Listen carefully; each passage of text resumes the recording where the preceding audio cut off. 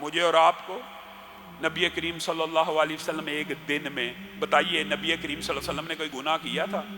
نبی کریم صلی اللہ علیہ وسلم گناہوں سے پاک ہیں۔ نبی کریم ایک دن کے اندر 70 مرتبہ استغفار پڑھا کرتے تھے۔ میں اور آپ ہم یہ سمجھتے ہیں کہ توبہ تو صرف انہوں نے کرنی ہے جنہوں نے کوئی کبیرہ گناہ کیا ہے۔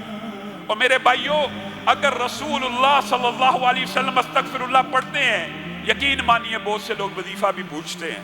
آج آپ یہ وظیفہ بھی نوٹ کر لیجئے، جو بندہ حال میں بیٹھا ہے یا جہاں تک آواز جاری ہے، جو عورت بیٹھی ہے یا جہاں تک آواز جاری ہے، رزق کی وجہ سے پریشان ہے، معیشت کی وجہ سے پریشان ہے، اپنی زبان کو استغفراللہ سے تر کر لے، آسمان سے رزق کی بارش شروع ہو جائے گی۔ یہ مجرب وظیفہ بھی ہے اور قرآن پاک میں اس کے بے شمار دلائل بھی موجود ہیں۔